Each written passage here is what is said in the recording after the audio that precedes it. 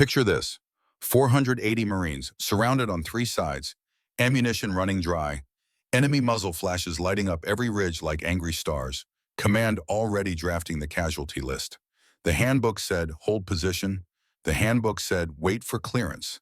But in that moment when waiting meant certain death, one person, they called dead weight, broke every rule in existence. This is the story of Corporal Kieran Thorne, the Marine they dismissed, the sniper they buried in paperwork, the woman who drew her own line and brought an entire battalion home alive. Before we go further, drop a comment. Where are you watching from tonight? I want to see our military families scattered across this great nation. Your voices matter. Your stories matter. Now let me take you back. September 2011, Afghanistan. Forward Operating Base Rattlesnake sat like a scar on the desert floor. Plywood and sandbags and concertina wire marking the difference between controlled chaos and the wild country beyond the perimeter. The Afghan sun burned white into the dust that morning, seeping into every crease of gear and uniform. Inside the chow hall, laughter echoed off concrete walls, careless and sharp.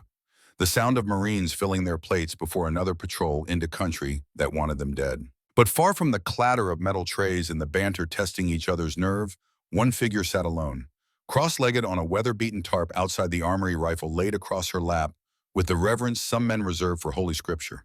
Corporal Kieran Thorne, 27 years old, Marine Corps Scout sniper. She moved with the precision of a Swiss watch. Every action deliberate, steady, unhurried. Her frame was smaller than most around her, barely over 5 feet. Narrow shoulders under the tan blouse. Red-brown hair pulled back tight in a regulation bun that never quite tamed the wild curl at her temples. Where the others radiated swagger, she radiated something else entirely.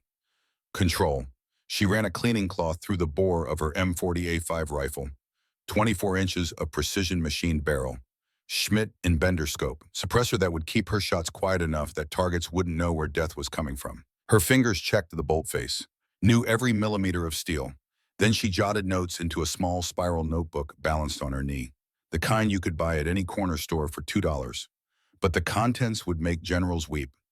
Wind speed 7 miles per hour quartering left. Temperature 86 degrees and climbing. Humidity 31%. Mirage starting to boil. She logged it all with the same care a priest might use copying scripture. Her rifle wasn't just a weapon. It was an extension of her thoughts, an instrument of mathematics and patience and cold certainty. 2 lance corporals strolled by, Wade and Barrett, young men with fresh tattoos and swagger that hadn't yet been beaten out of them by reality. Wade smirked, loud enough for her to catch it. There's the quota sniper. Barrett laughed, the kind that comes easy when you've never had to prove yourself. Paper shooter, good thing cardboard doesn't shoot back. Neither slowed down. Neither expected her to reply. They'd made this sport for months now. Kieran didn't react. She polished the bolt and scribbled another line. The numbers mattered. The mockery didn't. She'd heard it all before. Every variation of the same tired song. Dead weight, mascot, check the box sniper. Too small, too quiet, too different. Even seasoned sergeants brushed her off with casual certainty. Staff Sergeant Porter had told the company commander last week, voice carrying through thin plywood walls. Thorne's good for range scores, real good. But combat stick, her on radios. Keep her useful doing what she's suited for. And so they did. Support duty, hauling gear, checking communication equipment, running logistics spreadsheets, making sure the men who actually mattered had what they needed. No one asked her to climb ridges. No one asked her to peer through her scope in actual firefights. She was told politely but firmly to stay in her lane. What they never realized was that Kieran Thorne had built her own training program in the silence of long nights. While others swapped jokes in the smoke pit, she spread maps under a red lens flashlight, memorized terrain until it lived in her head like her childhood home, charted wind shifts at different times of day, different valleys, different elevations. She drilled triggered discipline with dry fires until her breathing was steady as a metronome, could slow her heart rate on command, make her body disappear into stillness. And in that little green notebook, she wrote it all down. Ballistic tables, environmental offsets, calculations worked by hand in case technology failed, each page filled with neat handwriting, rows of numbers, arrows across grids, her private doctrine, unseen by those convinced she had none. On her forearm, hidden under her sleeve, was a small tattoo, the Marine Scout sniper emblem, a scoped rifle framed by laurel leaves, and beneath it coordinates that meant nothing to anyone but her. 31.6 degrees north, 65.7 degrees east, Kandahar Province. Afghanistan, December 2002. The place her father had died doing exactly what she was about to do. Master Sergeant Garrett Thorne, Gulf War veteran. 2 deployments before the towers even fell. A quiet man who'd raised her alone in Red Lodge, Montana after her mother left when Kieran was 3. He'd raised her with the same discipline he'd learned at Parris Island. Chores at dawn, fence repairs before breakfast. And by dusk, when the sky turned that deep purple you only get in the high country, Garrett would line soda cans on fence posts and hand her a battered Remington 700. "Steady breath, K-Bird," he'd say, voice calm as Sunday morning. "Slow trigger. Let the shot surprise you." By 12, she could knock every can down at 50 yards. By 16, she outshot ranch hands twice her size. Garrett kept a notebook, too. Green canvas cover pages filled with range data from Desert Storm. He'd shown it to her once. Let her hold it like something sacred. "Log everything, K-Bird. Memory lies. Numbers don't. When it matters, you trust the numbers." She'd started her own notebook the next day. 8 years old, recording every shot. When Garrett was killed in December 2002, 18-year-old Kieran was a senior in high school. The Marine Corps sent 2 dress blues to her door. Folded flag, condolences. He'd been providing overwatch for a convoy in Kandahar when an RPG team triangulated his position. He'd saved 60 Marines that day before the rocket found him. 2 weeks after the funeral, she enlisted. Scout Sniper School nearly broke her. Not because she couldn't shoot, but because they wanted her to fail. Needed her to fail so they could point and say, "See, we told you." She graduated top of her class in 2004, made every impossible shot they threw at her, and then they sent her to Iraq. Fallujah, Ramadi, the grinding urban warfare that turned cities into graveyards. She worked as a shadow. They gave her the call sign Wraith 2-1, because targets died before they knew she existed. 3 years of classified operations, 63 confirmed kills, each one surgical, each one necessary. Each one logged with the same care her father had taught her. In 2008, the Pentagon sealed her record. Too controversial. Female sniper with the highest confirmed kill count in theater. The media would have questions. Congress would hold hearings. Better to bury it. They sent her to Helmand with a logistics billet and told her to be grateful she still had a career. And for 3 years, she'd stayed quiet. Let them call her dead weight while she logged wind data and waited. That moment came on a Tuesday. 3 days before the mission briefing, Kieran had been at the range. The kind of crisp dawn where your breath mists and the mountains stand sharp against the sky going from black to blue. She lay prone in the dirt, M40A5 nestled against her shoulder. Downrange steel targets waited. 600 meters, 750, 850. The kind of shots that separate competent shooters from masters. Gunnery Sergeant Porter stood behind the firing line with a stopwatch and clipboard, testing the battalion's designated marksman. Kieran's turn came last, always last. She settled into position, read the wind flags, made her calculations without rushing. The mirage was starting to boil. First shot, 600 meters. The steel sang. Second shot, 750 meters. Another hit. Third shot, 850 meters. Wind quartering right now. She held left edge, squeezed. The distant clang carried back. She worked through all 15 targets methodically. Wind reading, elevation holds. Trigger control, smooth as glass, 15 shots, 15 hits. When she cleared her rifle and stood, Porter was writing, didn't look up. "Lucky day, Thorne." That was it. No acknowledgement of skill, just luck, random chance. The other Marines packed their gear. A few glanced her way with something closer to resentment than respect. Kieran logged the session in her notebook. The data mattered more than Porter's dismissal. 2 days later came the tactics meeting. How to coordinate infantry movements with sniper overwatch in complex terrain. Kieran sat in the back, listening, taking notes. The discussion centered on a hypothetical. Taliban using civilian buildings. How to establish overlapping fields of fire while staying concealed. She saw the problem immediately. The suggested positions were too obvious. Any experienced insurgent would know exactly where to look for American snipers. She raised her hand. Lieutenant Colonel Barnes acknowledged her. "Corporal Thorne, sir, if we establish hides in these locations, we're following the same pattern we've used for 3 years. The enemy knows our doctrine. I'd recommend offset positions that." Staff Sergeant Porter cut her off, voice carrying that edge of authority that demands silence. "Thorne, we're discussing this staff-level planning. You're here to learn, not teach. Stay in your lane." Chuckles from the senior NCOs. Barnes looked uncomfortable but didn't override his sergeant. Let's table that, Barnes said. Diplomatic, weak. Kieran closed her notebook, stayed silent for the rest of the meeting. That evening, the dismissal took physical form. The chow hall was organized chaos, metal trays clattering, conversations shouting, the smell of overcooked chicken and institutional coffee. Kieran filled her tray, moved toward an empty table. 6 Marines sat there, Wade and Barrett among them, laughing about something. She sat at the opposite end, just wanted to eat and get back to her bunk. The conversation stopped. All 6 looked at her, then at each other, then stood up. No words, no explanation, just 6 men picking up their trays and moving across the room.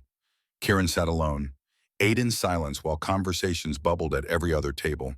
She'd stopped being hurt by it long ago, but it still landed. Still reminded her that no matter how good she was, she'd always be other to them. What they didn't see was the person watching from across the hall.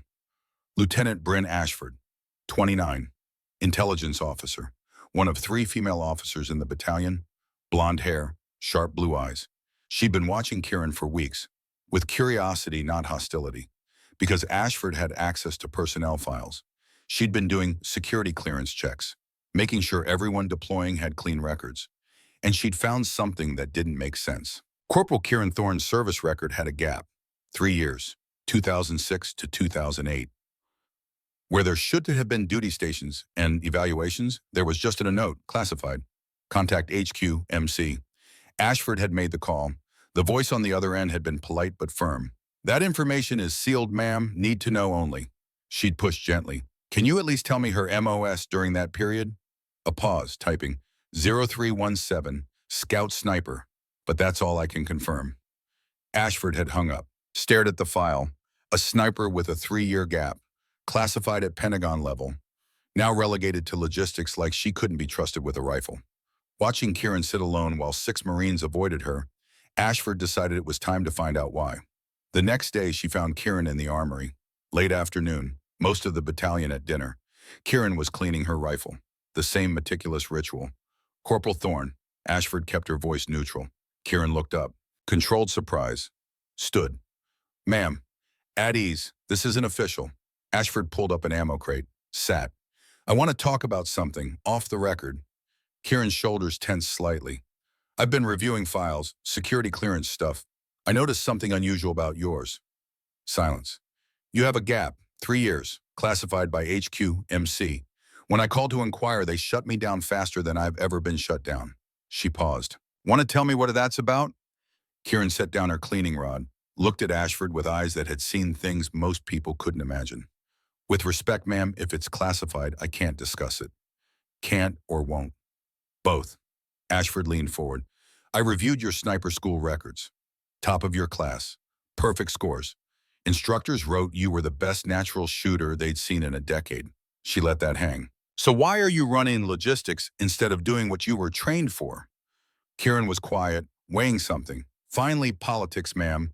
They wanted a female success story, not a female body count. There's a difference.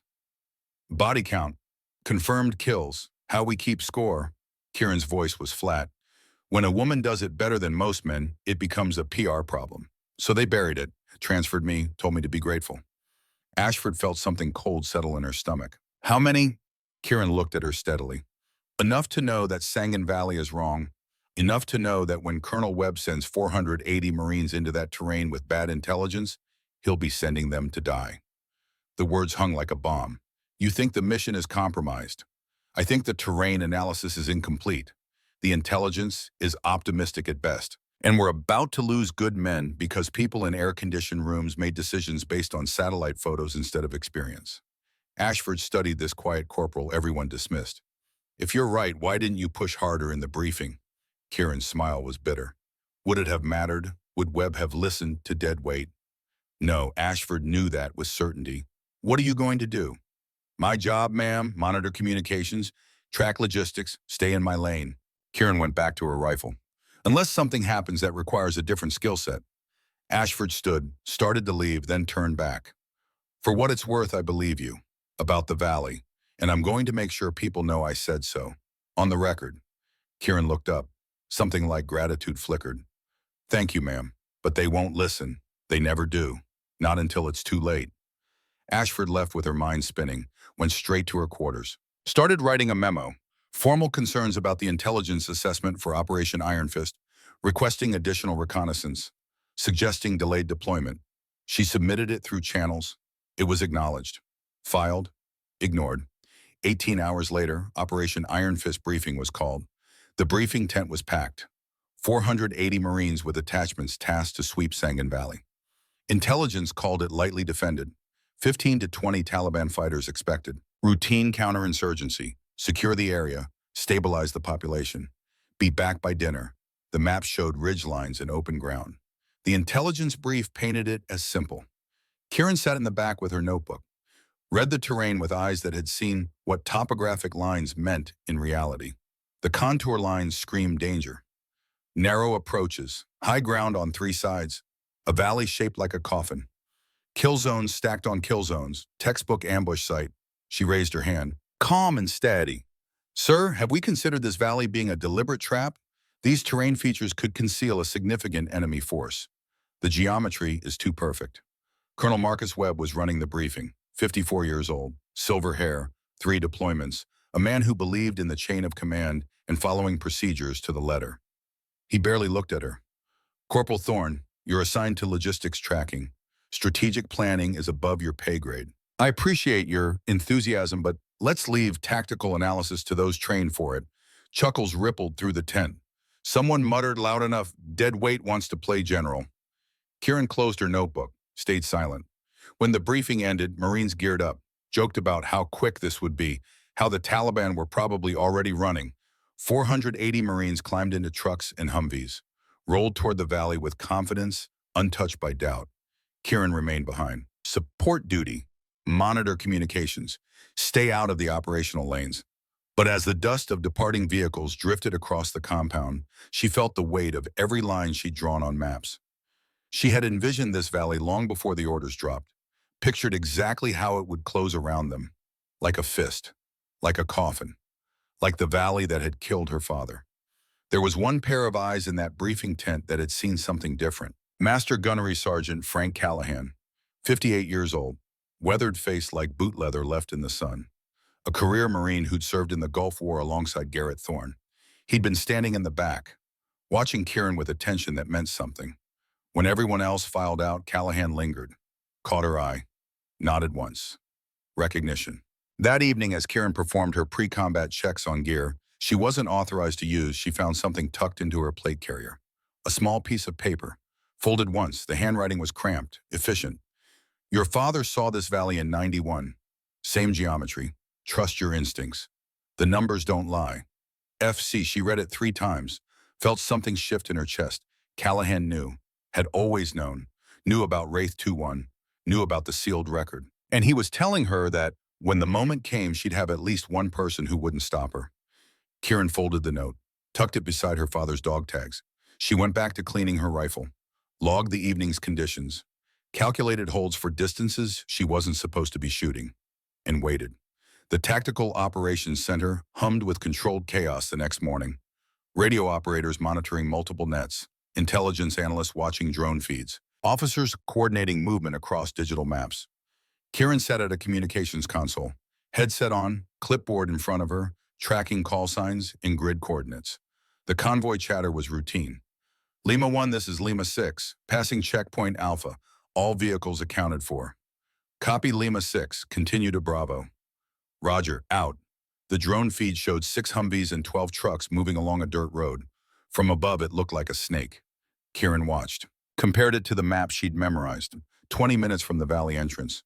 Lima 6 checkpoint, Bravo. Terrain ahead narrows, proceeding as planned. Colonel Webb stood near the main display, arms crossed, confident. He'd run operations like this 100 times. Kieran's hands tightened on her clipboard. The valley was shaped wrong, the approaches too perfect, the intelligence too clean. Every instinct screamed this was wrong. Lima 6 passing Charlie, valley entrance in sight. The drone showed terrain opening up. The convoy entering a basin surrounded on 3 sides by ridges. Perfect kill zone. Kieran's heart rate picked up. Breathing stayed controlled through years of training, but her pulse hammered. Something's wrong, she said quietly to herself. The operator next to her glanced over. What? The spacing. Look at their spacing. Vehicles too close together, compressed, bunched exactly how you'd want an enemy bunched if planning an ambush. They're just following the road, the operator said, dismissive. That's the problem. On the feed, the lead vehicle passed a bend. Then the world exploded. The IED detonated with enough force to flip the Humvee completely. Fire and dust whited out the thermal camera. Two more explosions ripped through the convoy. Perfectly timed, perfectly placed. The radio erupted. IED, Lima 1 is hit. Contact left, heavy machine gun fire. Lima 3, taking fire, RPG. We are in a kill zone. The TOC went from calm to chaos in a heartbeat. Webb's face drained. Get me ISR, eyes on all sectors. The drone pivoted, showed muzzle flashes from 3 ridges. PKM machine guns, belt-fed, sustained fire chewing through vehicles and cover. RPG teams in the wadi, popping up, shooting, dropping back. The Marines were pinned, trapped with enemy on 3 sides and burning vehicles blocking escape. Kieran sat frozen, watching her nightmare in real time. She'd known, had tried to tell them. Request immediate close air support, Webb shouted into a handset. Danger close. We need it now. The response came clipped and cold. Negative on CAS. You are inside the 200-meter danger close bubble. Cannot engage. Request denied. Then get me artillery. Fire support checking angles. Stand by, but standing by meant dying. Marines were screaming. Bravo 1 multiple casualties. Need medevac. Charlie 2 is burning. We're taking sustained fire. A younger voice cracking. Charlie 4. Charlie 3 is down. He's gone. What do we do? No answer came. Kieran's hands shook. She gripped the console. 480 Marines. Trapped. Dying. Exactly like she'd warned. Sir, we need to authorize something. Major Harrison leaned over the map. They're getting cut to pieces. I'm aware, Webb snapped. Then controlled. Fire support status. Sir, artillery impact overlaps friendly positions. We'd be firing on our own people. Smoke. Wind's wrong, it'll blow back. Make it worse. Every option led nowhere. The rulebook said, hold, wait for clearance. But the rulebook didn't account for a perfect kill zone with no support. Kieran stood. Her body moved on its own, years of training overriding hesitation. She walked toward the rifle rack. Corporal Thorne, Webb's voice cut across the room. Where are you going? She didn't look at him, pulled her M40A5, started loading magazines. Corporal, I asked a question. Kieran turned, met his eyes. To do what needs to be done, sir. You're on communication duty. Get back to your station. With respect, sir, communications won't save them. Air support won't save them. Artillery won't save them. She slung the rifle. But I can. The room went silent. Webb's face hardened. You are not authorized for combat operations. That is a direct order. Kieran checked her gear, rangefinder, ammunition, water. Corporal Thorne, do you understand? If you walk out that door, you're disobeying a direct order. Article 92, court-martial offense. She paused, looked back at the drone feed, at thermal blooms of burning vehicles, at coordinates where 480 Marines were dying. 480 lives, sir. Her voice was quiet, steady. That outweighs one court-martial. She walked out. Behind her, the room erupted. Someone calling for MPS. Someone else saying, let her go. Webb demanding she be stopped. But no one moved to stop her, because somewhere beneath protocols and rules and chains of command was a simple truth. Those Marines needed a miracle. And Corporal Kieran Thorne was the closest thing to a miracle they were going to get. The Humvee sat in the motor pool, engine warm, keys in the ignition. Kieran threw her gear in back. Rifle case, 4 magazines, 80 rounds total. Water, medical kit. She was securing the last strap when boots crunched on gravel. Master Gunnery Sergeant Frank Callahan. He didn't speak right away, just stood there watching her load equipment like he was memorizing the moment. Finally, his voice came low. Your father did the same thing. Kieran's hands stilled. December 2002. First winter of enduring freedom. Callahan moved closer. We were running convoy security in Kandahar. Got pinned in terrain just like Sangin. High ground on 3 sides. Taliban coming out of spider holes we didn't know existed. He pulled something from his cargo pocket. Laminated paper, worn at the edges like he'd been carrying it for 9 years. Command said hold position, wait for air support, follow protocols. He handed it to her. Garrett saw that waiting meant dying, so he grabbed his M40 and climbed to Overwatch. Kieran looked at the sheet, her father's handwriting. Range card. Targets marked with symbols she recognized because she used the same ones. Wind data, ballistic notes, and at the top coordinates that made her breath catch. 31.6 degrees north, 65.7 degrees east, the same numbers tattooed on her forearm. He saved 60 Marines that day, Callahan continued, voice steady but heavy. Disobeyed direct orders, violated every rule. Got himself killed when an RPG team triangulated his position. Kieran's thumb traced the coordinates. The place her father had died doing exactly what she was about to do. They gave him the Medal of Honor 4 years later. Posthumous. Took them that long to admit that sometimes the book is wrong. Callahan's gray eyes met hers. Sometimes the only moral choice is the hard one. She felt the weight settling on her shoulders. Legacy, expectation, the knowledge that this valley had already taken one thorn and might take another. This valley killed him, Gunny. No, Callahan's voice was firm. The Taliban killed him. The valley was just geography. Right now, that same geography is killing 480 Marines unless someone's willing to do what Garrett did. He paused. Be what Garrett was. Kieran folded the range card, slipped it into her chest pocket next to her father's dog tags. They'll court-martial me. Probably, when Callahan shrugged. Or they'll pin a medal on you. Either way, you'll sleep at night knowing you did right. That's more than most people get. In her earpiece, the radio was deteriorating. We need medevac now. 3 critical. Negative on medevac, LZ under fire. We can't hold. They're massing. Kieran climbed into the Humvee, started the engine. Callahan stepped back, raised his hand in something between salute and blessing. Bring those boys home, Corporal. Show them what a thorn can do. She shifted into gear. The perimeter gate guards saw Callahan's nod. Understood. The gate swung open. Kieran drove into the desert. In her mirror, phobie rattlesnakes shrank into tan structures and sandbags. Ahead, mountains rose against white sky. She followed the Wadi north, 2 kilometers of dry riverbed providing cover. The Humvee bounced over rocks that hadn't seen water in decades. When tire tracks would become visible to enemy spotters, she stopped. Cut the engine, sat in sudden silence listening to metal tick as it cooled. Through the windshield, the ridgeline waited, 1,100 meters vertical. Rock and scree and thin air. She'd climbed worse in sniper school, but those climbs hadn't been races against time. Hadn't been climbs to save 480 lives. Kieran got out, started loading gear. M40A5 across her back on its sling. 65 pounds distributed across her frame. Ammunition heavy on her plate carrier. Water full. Rangefinder on her chest rig. She looked up. Did the math. 1,100 meters vertical. 50-degree angle in places. At 7,600 feet, her body would scream for oxygen that wasn't there. But her father had made this climb in 2002 with the same weight and worse odds. She could do this. She started moving. The first 100 meters were deceptive, steep but manageable. Boots found solid purchase. Then the mountain showed its teeth. Loose shale replaced solid stone. Every step forward cost half a step back. The rifle threw off her balance. Turned simple, climbing into full-body combat against physics. She focused on breathing. Controlled inhales, measured exhales. In her earpiece, radio painted hell. Bravo 2 were cut off. Fall back to the Humvees. The Humvees are burning. A younger voice cracking. Charlie 4. Charlie 3 is gone. What do we do? No answer. Kieran climbed faster. Her hands found holds. Rock edges cut through gloves. She pulled up.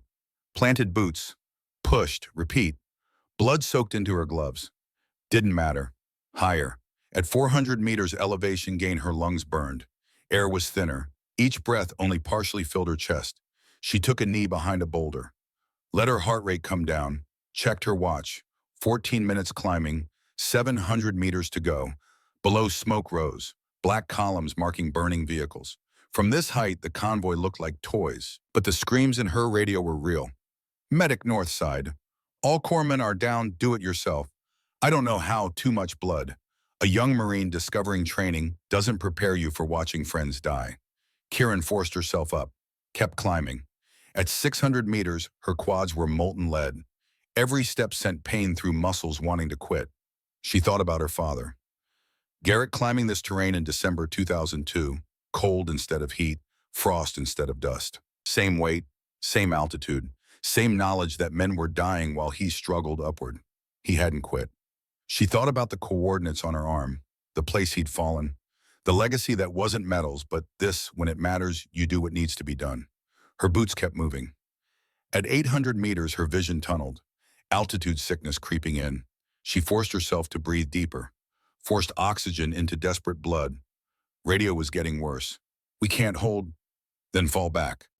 Fall back where they've got us surrounded. Then we stand here. But standing in a kill zone just meant choosing where you died. Kieran pushed through pain, through oxygen debt, through the voice saying this was impossible. At 950 meters, she could see the ridgeline. Another 150 meters. So close. Her hands shook. Not fear, muscle exhaustion and thin air. She thought about Wade and Barrett, who'd called her dead weight. Down there somewhere, behind burning wreckage, wondering if they'd see home. She thought about Porter, who told her to stay in her lane.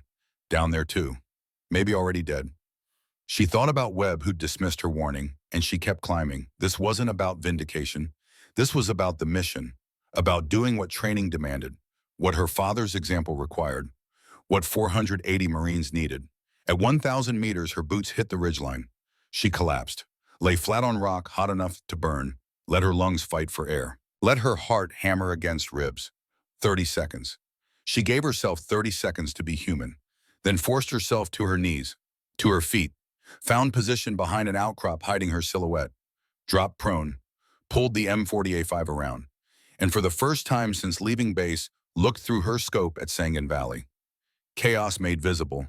3 Humvees burning, thick black smoke rising straight up. One vehicle flipped completely, wheels towards sky like a dead animal.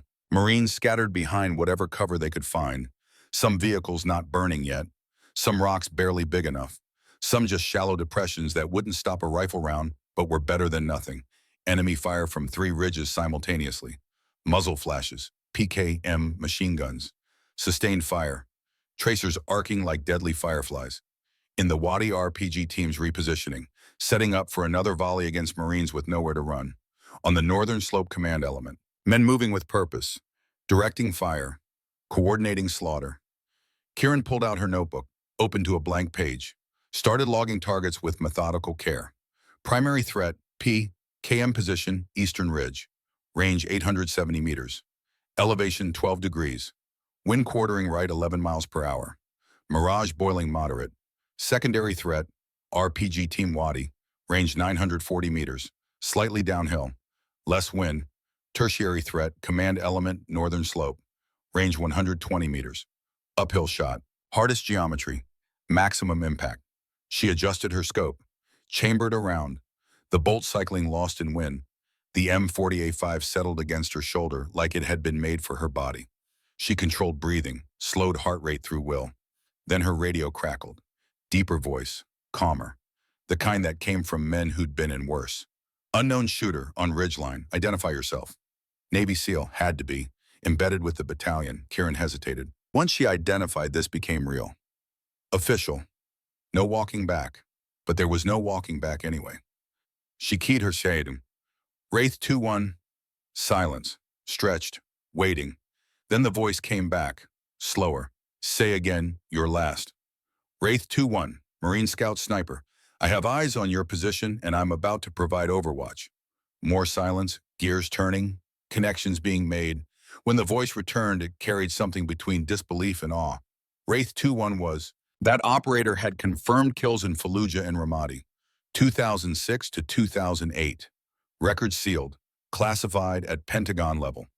A pause. Urgent whispers in background. You're saying you're Wraith? Affirmative. That operator was, another voice cut in, gravelly, 4 decades in the Corps, Master Gunnery Sergeant Callahan. Affirmative. Wraith 2-1 is active. She has overwatch, and she's about to save all your lives. I suggest you give her room to work. Back at FOB Rattlesnake, the moment Callahan's transmission ended, Colonel Webb spun toward the communications station. Get me Thorne's complete service record, not the logistics file, the classified portion. I don't care what clearance it requires, do it now. The radio operator's hands were already moving. Secure line. The call connected to HQMC, personnel security. Hold, song. Transfer. Hold, again. Finally a voice. Female, professional, Washington accent. Colonel Webb, this is HQMC personnel security. I can confirm limited information regarding Corporal Thorne. I need everything. My battalion is in contact, and one of my Marines just identified herself with a call sign I don't recognize. Typing sounds, a pause.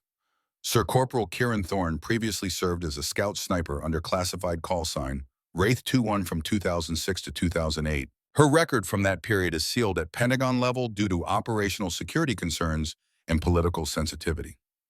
What political sensitivity? Webb's voice was tight. Sir Corporal Thorne achieved 63 confirmed kills during classified operations in Fallujah, Ramadi, and other locations. At the time, she held the highest confirmed kill count of any female sniper in theater. The decision was made at the SecDef level to seal her record to avoid media attention and congressional inquiry regarding women in combat roles. The TOC went absolutely silent. Conversations stopped mid-word. Every Marine in the room turned from their stations to stare at the speaker. Webb felt his stomach drop. 63 confirmed kills. The woman he'd dismissed in the briefing. The corporal he'd told to stay in her lane. The Marine his entire battalion called dead weight. She was the most lethal sniper in his command, and she'd tried to warn him about the valley. Sir, Major Harrison was pointing at the drone feed with a shaking hand. She's taking position. On the thermal screen, the signature on the ridgeline shifted. Adjusting, the distinctive profile of a scoped rifle becoming visible. Lieutenant Ashford appeared at Webb's shoulder. Her voice was quiet but carried an edge. I tried to tell you, sir, about Corporal Thorne. I submitted a formal memo about her capabilities and my concerns about the mission. It was filed. Webb didn't look away from the screen. Couldn't. I know, Lieutenant. I didn't listen. His voice was hollow. How many Marines are going to die today because I was too arrogant to listen to people who know better than me?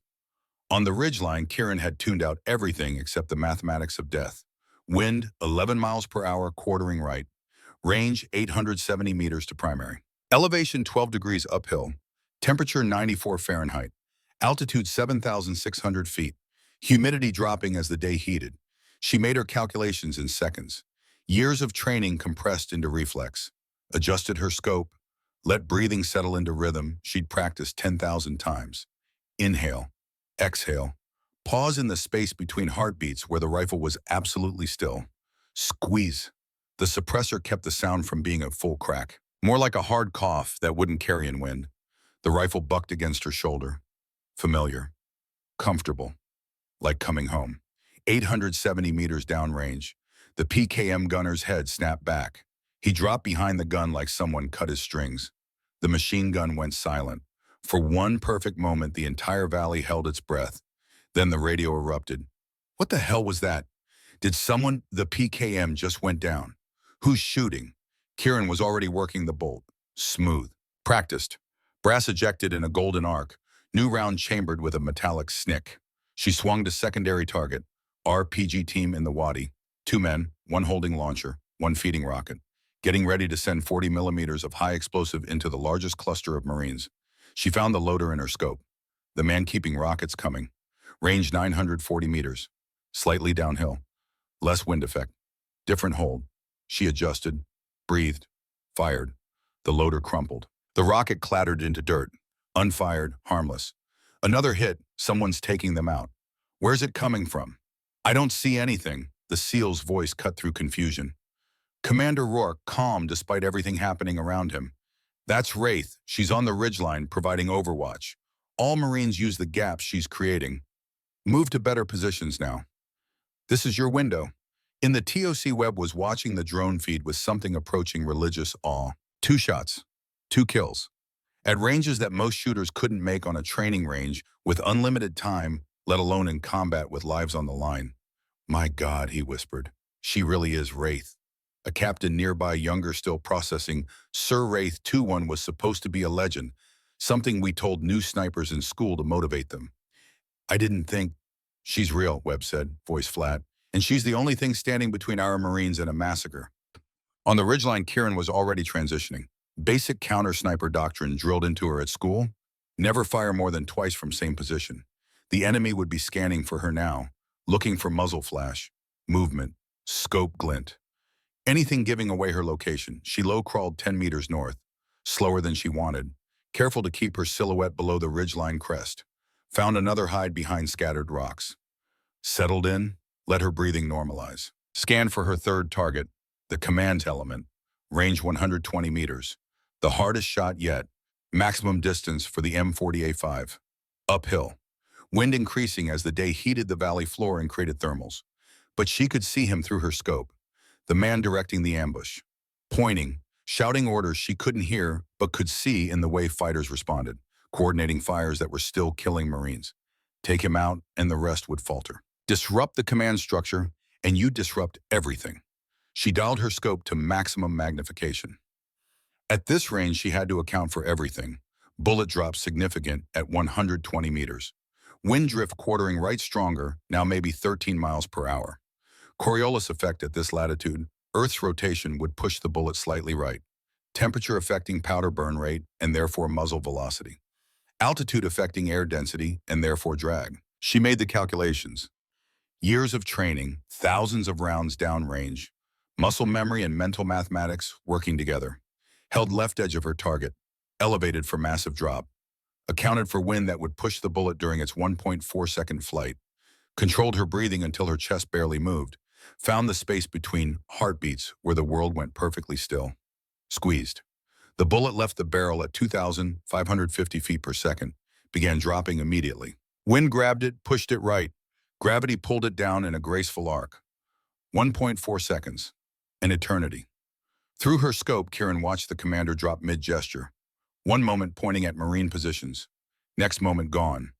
The effect rippled through the Taliban positions like a stone thrown into still water. Coordinated fire became ragged, uncertain. Men looking around trying to figure out who was in charge now. Who would tell them what to do, where to shoot, when to move. Marines on the ground recognized the shift immediately. These were professionals. They knew what opportunity sounded like. Their faltering move now. Bravo element, bound back to rally point Alpha. Charlie, get your wounded to cover, go. The radio traffic changed. Less panic, more control. The sound of Marines taking advantage of the opening she'd created. Kieran worked her bolt. Calm, methodical, found her fourth target. Machine gun team on the western ridge. Setting up to pour fire into the Marines who were trying to reposition. She could see them through her scope. Adjusting the tripod, loading a fresh belt, getting ready to cut down men who were exposed. Range 920 meters. Crosswind, targets moving as they worked. She led the gunner, anticipated his movement as he leaned over the weapon to check the feed. Fired. Hit. The gunner tumbled backward. The PKM crashed onto its side. The assistant gunner looked around in panic, then dove for cover instead of trying to get the gun back into action. Western Ridge is clear. Keep moving their fifth target. Mortar crew, northern slope. They were dropping rounds into the valley. High-angle fire that the Marines couldn't see coming until it was too late. She found the crew chief through her scope. The man directing fire, calling out adjustments based on what he was seeing.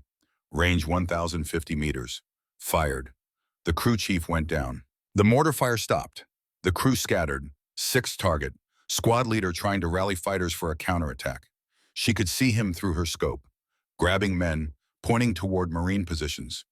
Building momentum for another push that could overwhelm the defenders. Range 880 meters. Fired. The squad leader dropped. The rally dissolved. Fighters scattering instead of massing. Fear spreading faster than courage. Seventh target. Technical truck. Toyota with a heavy machine gun mounted in the bed. Racing along a ridgeline road at speed. Heading toward a position where it could fire directly down into the Marine perimeter with devastating effect.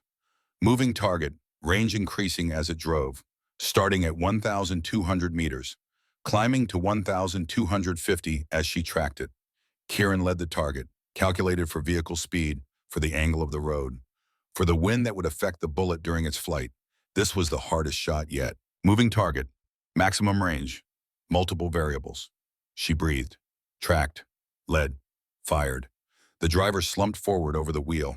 The truck swerved violently, crashed through a low stone wall, tumbled into a ravine in a cloud of dust and debris. Did you see that? She hit a moving vehicle at over 1,000 meters. Who the hell is this shooter? In the TOC, Webb was watching the drone feed in silence.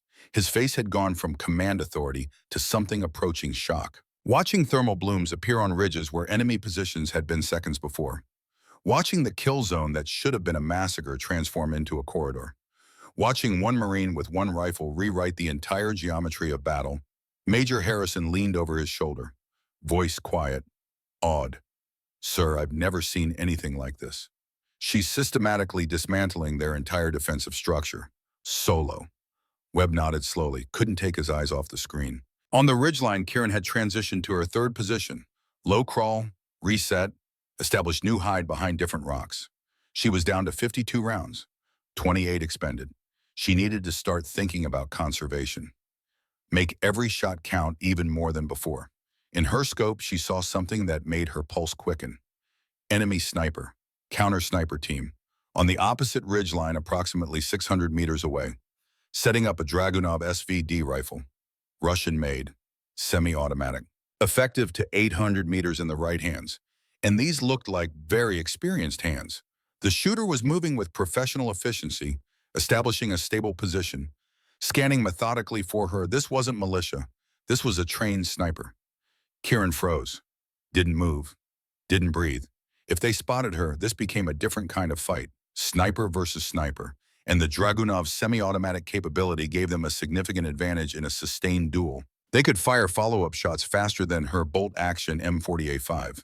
She watched through her scope as the enemy sniper continued scanning the ridgeline where she'd been, searching, hunting.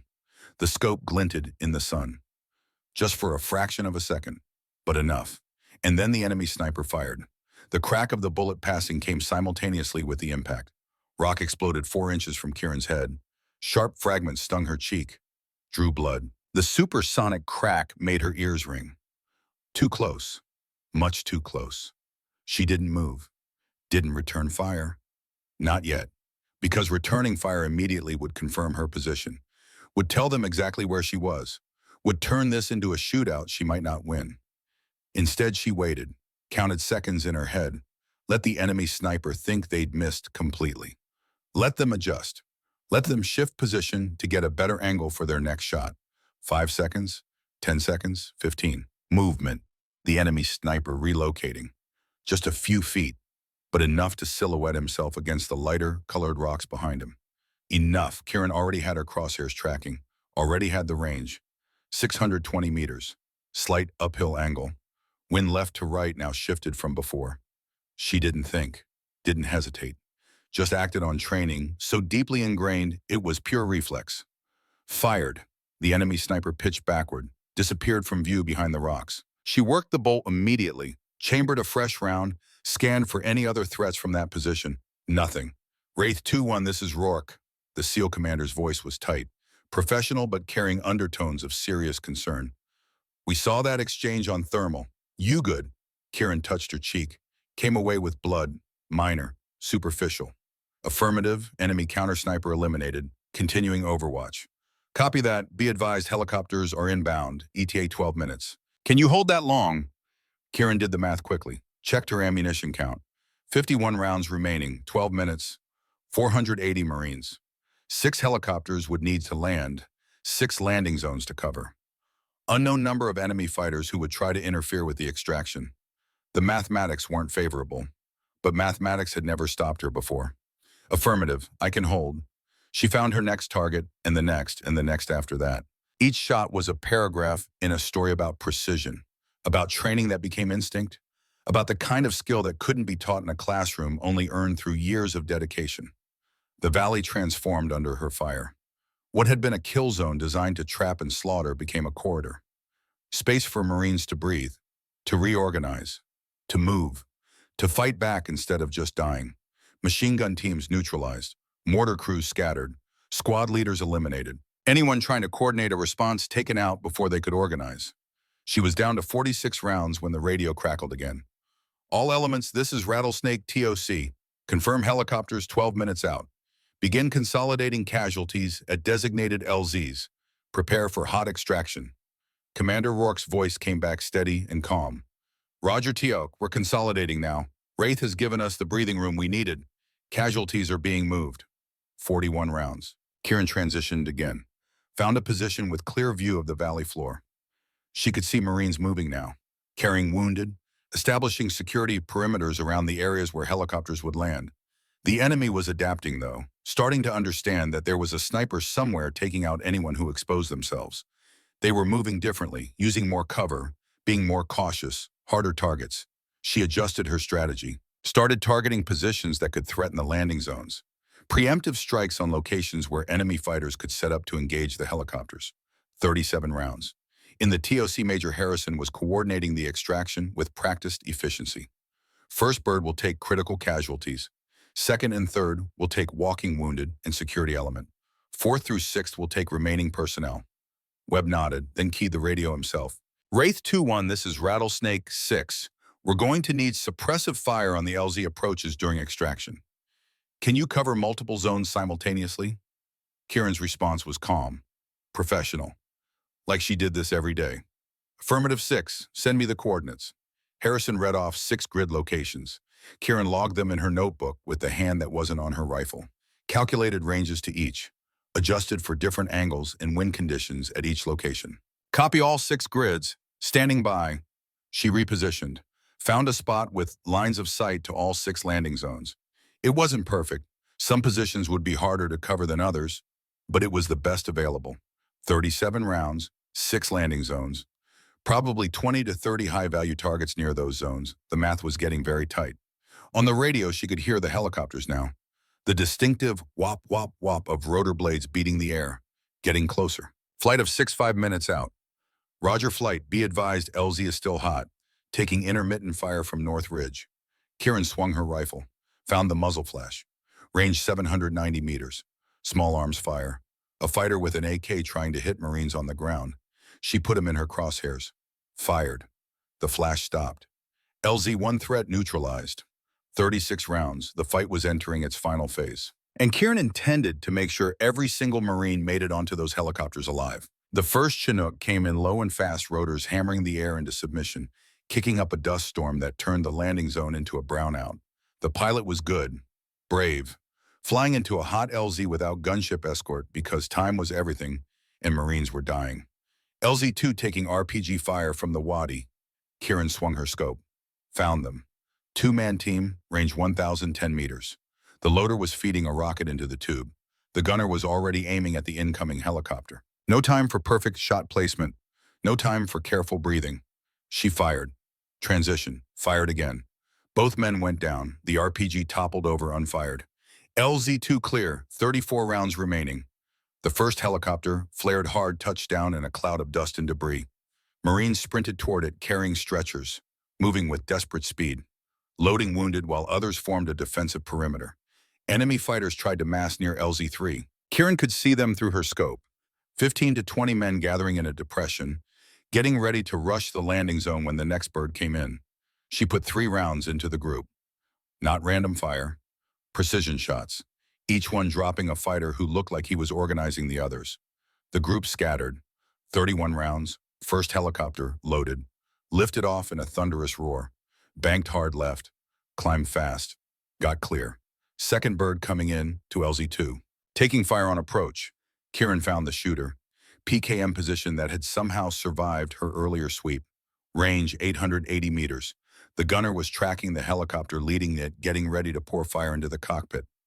She fired. The PKM went silent. 30 rounds. The extraction was working. Marines moving with purpose now, loading wounded, maintaining security. The training and discipline taking over even in the chaos. But the enemy wasn't giving up. They were regrouping, trying one more push before their prey escaped. Kieran saw it developing through her scope. 40 to 50 fighters massing on the eastern ridge, more than she'd seen in one place, getting ready for a final assault to overrun the landing zones before all the helicopters could get in and out. She couldn't kill 40 fighters with 30 rounds, but she didn't need to kill them all, just needed to break their will, disrupt their organization, create enough chaos that the assault would fail before it started. She found the man in front, waving fighters forward, shouting what were probably inspirational words about martyrdom and paradise. Fired. He dropped. Immediate confusion. Fighters looking at each other. Who was in charge now? She found the next man trying to take over. Older, probably experienced. He was pointing, organizing, getting the assault back on track. Fired. Down. More confusion. The assault wavered. She put 2 more rounds into the group, not trying to kill the maximum number, just creating fear. Uncertainty. The psychological effect of watching your leaders die from an enemy you can't see and can't fight back against. It worked. The assault dissolved. Fighters pulling back. fear spreading faster than courage. 26 rounds, third helicopter landing at LZ-4, fourth holding overhead waiting its turn. The valley was opening up, enemy fire becoming sporadic, disorganized. The kill zone transforming into an escape route. Fifth helicopter coming into LZ-5. Kieran scanned for threats, found a few scattered positions still shooting, took them out methodically.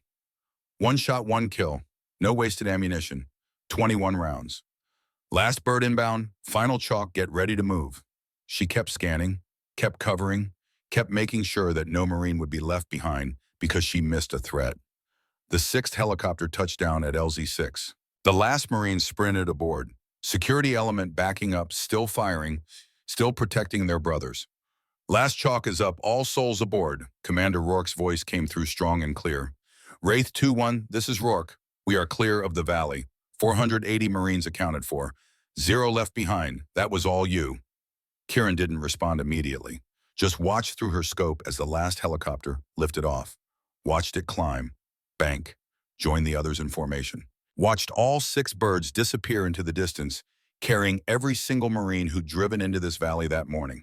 480 Marines, 0 left behind. She'd done it. She made her rifle safe, removed the magazine, cleared the chamber, watched the final round eject and caught it in her hand. 21 rounds left. 59 fired. 34 confirmed enemy killed. 480 Marines saved. The mathematics of survival. She stood slowly. Her body was shaking now. Adrenaline dump. The price of sustained combat stress. 4 hours of absolute precision under conditions designed to break human beings. The climb down was harder than the climb up. Her legs were trembling. Hands still bleeding through her gloves. Every muscle screaming. But she moved carefully. One step at a time. A fall now would be a stupid way to die after everything. By the time she reached the Humvee, the sun was starting its descent toward the mountains, painting the sky in shades of orange and red that would have been beautiful in any other context. She loaded her gear, started the engine, drove back toward FOB Rattlesnake. The compound appeared on the horizon, and as she got closer, she saw something that made her slow down. Marines, lining both sides of the road leading to the main gate, standing at attention, every single one. She drove slowly between them, through the gate, parked in the motor pool. Sat there for a moment with her hands still gripping the steering wheel, trying to process what she was seeing. Then she got out. The compound was eerily quiet, like the whole base was holding its breath. She walked toward the armory, rifle across her back, gear dusty and blood-stained, face marked with cuts from rock fragments. And then she saw them. More Marines, hundreds of them, lining both sides of the path from the motor pool to the TOC, standing at attention. As she walked past, they saluted, one by one, a wave of respect flowing with her movement. Wade was there, the lance corporal who'd called her dead weight. He stood rigid, eyes forward. Salute crisp and held. Barrett next to him. Same. Staff Sergeant Porter, the man who'd told her to stay in her lane. His salute trembled slightly. His eyes were red. Kieran didn't know what to do, so she just kept walking, returned each salute as she passed. Lieutenant Ashford stepping forward from the ranks. She removed her unit patch with deliberate ceremony, held it out. In the Marine Corps, we give our patch to someone who saved our lives. You saved 480 of them. I think you've earned more than one patch, Corporal, but mine is all I have to give. Kieran took it, couldn't find words. Ashford saluted, held it until Kieran returned it. The walk to the Tactical Operations Center felt like it took hours. Every step, heavy with exhaustion, and something else she'd never expected to receive from these men. Recognition. The TOC door opened before she reached it. Colonel Webb stood in the doorway, face drawn, eyes bloodshot like he hadn't slept. Hadn't even blinked since the convoy rolled out that morning. Corporal Thorne, inside, now.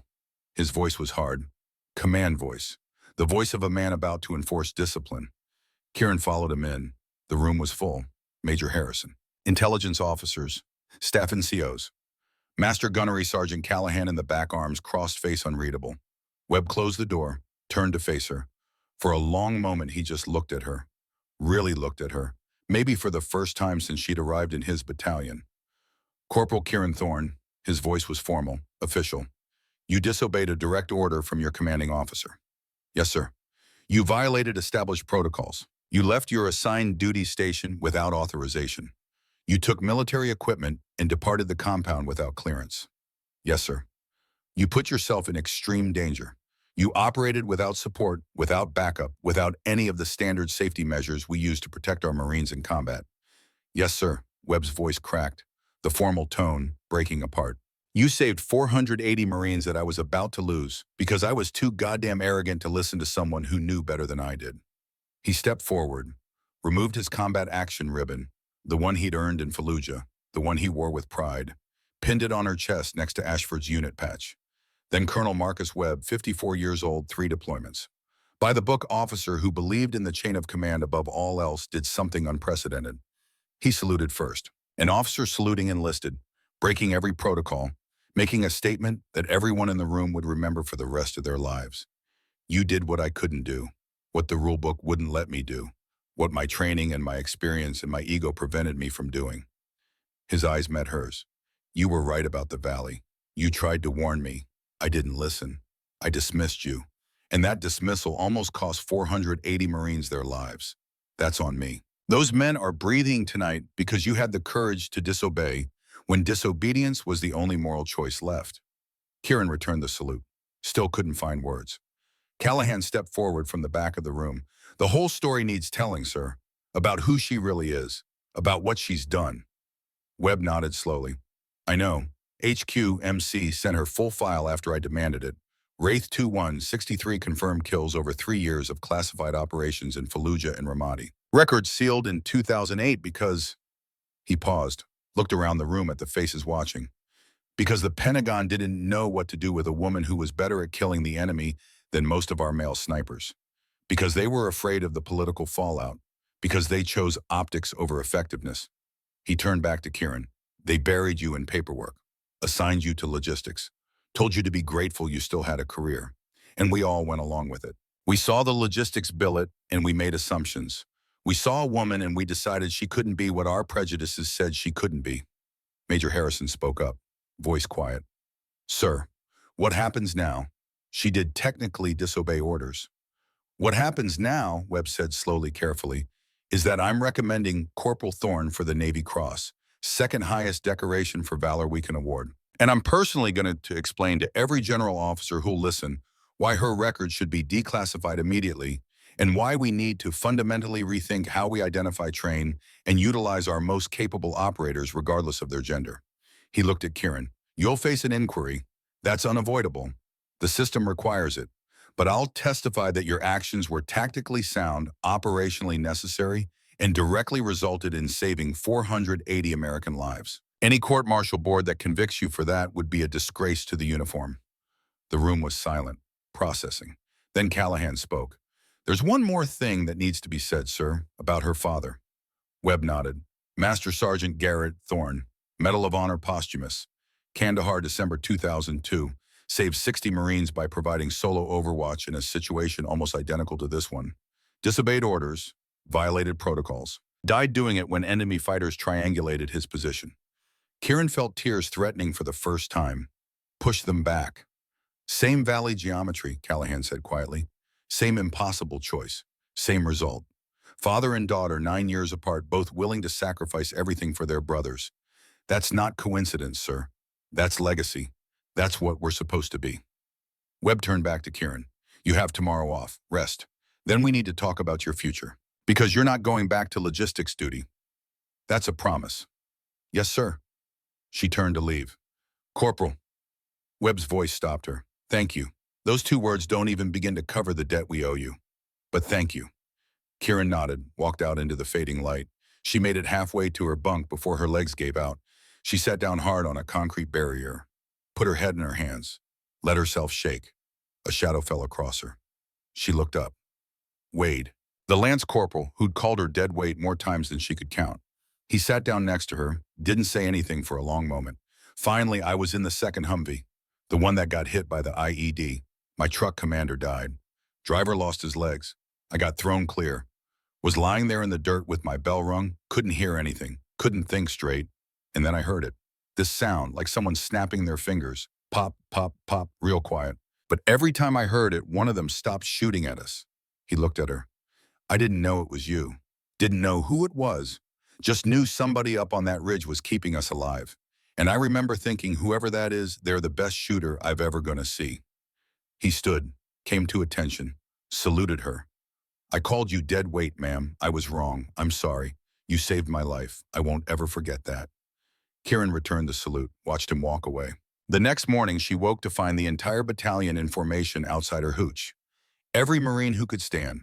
Those who couldn't were in chairs at the front, arms in slings, legs in cats, Iva lines still attached, but present. A small stage had been erected overnight, flags flying, and standing at the podium was a man she recognized from photos. General Raymond Stone, 4 stars, Commandant of the Marine Corps. He'd flown in overnight from Washington. Corporal Kieran Thorne, front and center. Kieran walked through the ranks, climbed the stage, stood at attention. General Stone read from a citation.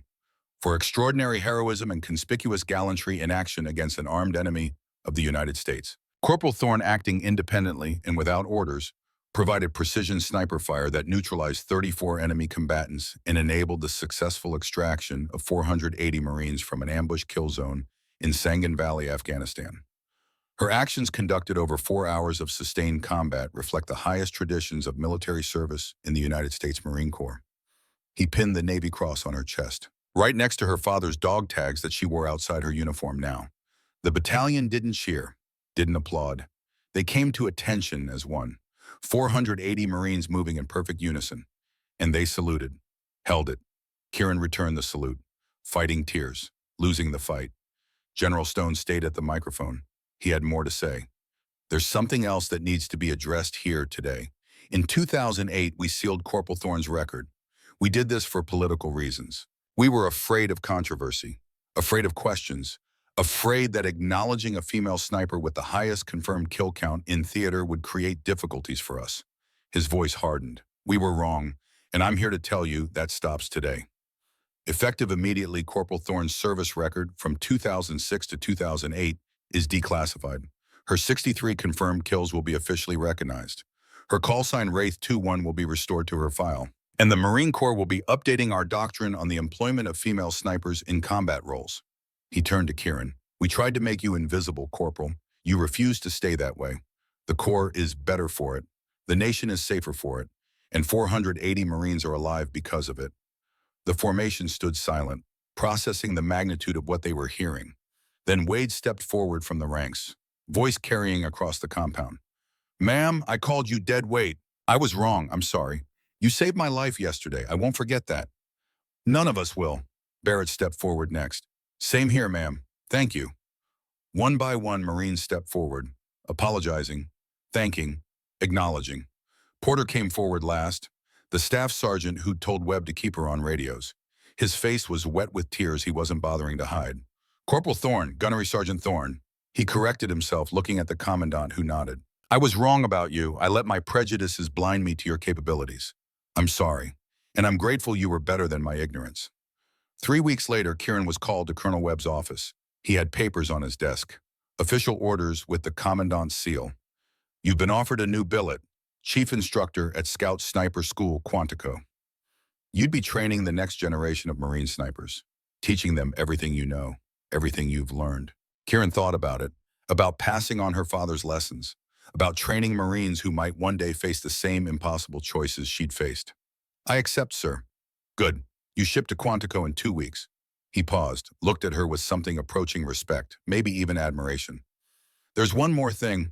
We're naming a new tactical protocol after you, the Thorne Protocol. Single asset precision overwatch in danger close situations where traditional fire support can't be employed.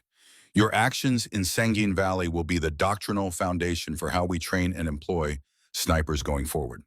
Kieran felt her father's dog tags warm against her chest. This was legacy. Not the kind that came from medals or ceremonies. The kind that came from doing what was right when everyone else was too afraid or too bound by rules to act. Your father would be proud, Webb said quietly. Thank you, sir. Epilogue, 6 years later. Marine Corps Scout Sniper School, Quantico, Virginia. Gunnery Sergeant Kieran Thorne stood at the front of a classroom packed with 40 students. 8 of them were women. More were on the waiting list. On the board behind her, rule number 1, the rifle doesn't care who you are, only if you're good. Listen up, she said, voice calm, authoritative, the voice of someone who'd earned every word. Sniping isn't about being the toughest. It's not about being the strongest. It's about discipline, patience, precision, and the willingness to do what needs to be done when the moment demands it. She held up her notebook, the same one she'd carried in Sangin, worn, filled with data, some pages stained with blood that had never quite washed out. My father taught me to log everything: wind, temperature, humidity, every shot, every condition. He said memory lies, but numbers don't. That lesson saved 480 Marines in Sangin Valley because I knew exactly what my rifle would do at every range and every condition. A hand went up. Young male corporal, fresh from infantry training. Gunny, is it true you made 34 kills in one day? 34 enemy combatants neutralized over 4 hours of sustained combat operations. And it wasn't about the number, it was about creating space for 480 Marines to survive. Every shot had a purpose. Every shot mattered. That's what you'll learn here. Purpose, not statistics. Another hand, female private, maybe 19 years old, nervous but determined. Gunny, how do you deal with people who say you don't belong? Kieran smiled, the kind of smile that came from experience, not bitterness. You prove them wrong, not with words, with results. I had people call me dead weight for 3 years. Then I saved their lives. After that, they called me something different. What did they call you, Marine? That's all that matters. That's all that's ever mattered. Class dismissed. Kieran walked to her office. On the wall, her Navy Cross. Next to it, her father's Medal of Honor that had finally been properly displayed after years in storage. Below both a photo, December 2002, Master Surgeon Garrett Thorne with his rifle. The same make and model Kieran had used in Sangin. And on her desk, a letter from Private Elena Wade, daughter of Lance Corporal Barrett Wade, now Corporal Wade, just graduated sniper school, top of her class, currently deployed to Syria. Thank you for showing me it was possible. Thank you for proving that good enough is good enough regardless of what anyone else thinks. Kieran filed the letter carefully. This was the legacy that mattered, not the medals on the wall, not the protocol that bore her name, not even the 480 Marines who'd walked out of Sangin Valley, but the next generation who would never be told they couldn't do something because of who they were, who would be judged on their skills, not their gender, who would carry forward the lesson that when the moment demands action, the only thing that matters is whether you're good enough to answer the call. The sun was setting over Quantico. Kieran locked her office, headed home. Tomorrow a new class would start. 40 more students. Some would make it, some wouldn't. But every single one of them would learn the same lessons her father had taught her on that ranch in Montana. Log everything.